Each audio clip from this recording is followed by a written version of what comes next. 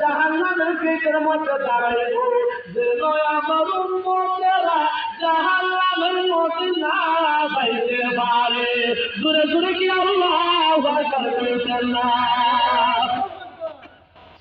এই নবীর ভালোবাসা, এই নবীর মুহাব্বত করে লাগবে। এই যে আমি শুনে বেড়ালেন কথা নাই, পুরানোর কালের কথা, নবীর হাদিসের কথা। এই আমার শাহজাহানপুরের আব্বা তবে আরেকটা মেসেজ দেওয়া যায়, সর্বপ্রথম মাওলার জিকির, নবীর ভালোবাসা, মুহাব্বত। আমার আল্লাহ কিয়ামত পর্যন্ত নামাজ পড়লে তুমি ঈমানদার না। এবার আমার আল্লাহ কই কিয়ামত পর্যন্ত মক্কায় গেলে তুমি ঈমানদার না। আমার আল্লাহ কই বান্দারে তুমি ঈমানদার না। এবার আল্লাহরে শিখাইলাম, আল্লাহ গো আমরা কেমনে ঈমানদার হইব?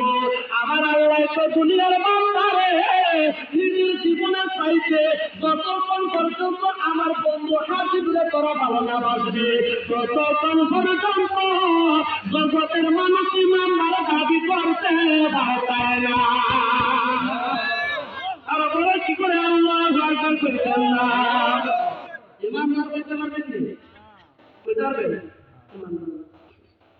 এবার আমার আল্লাহ কি বান্দা, আমি নামাজ পড়ি না, রোজাও রাখি না, ফজর পড়ি না, যাকাত দেই না, নামাজ পড়ি না, কিছু পড়ি না, তবে আমার নবীর শান শুই নালো শাহজাহানপুরের আব্বারা।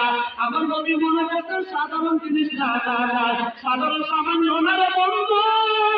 ও আমার আব্বারা, নবীর মনোযোগ করে কান লাগায় শুনুন। সুদের লাগে আপনি যান সম্মান করলেন, সুদে আপনার কি করবো?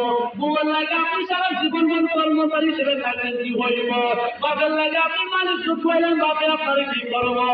আমার নবী উম্মত রে একবার চিন্তা কইরা দেখ, বিসমিল্লাহি ওয়া আলা মিল্লাতি রাসূলিল্লাহ কইলা কবর তোমার কবরে রাখবো রে, তখন কেউ তোমার সাথী না।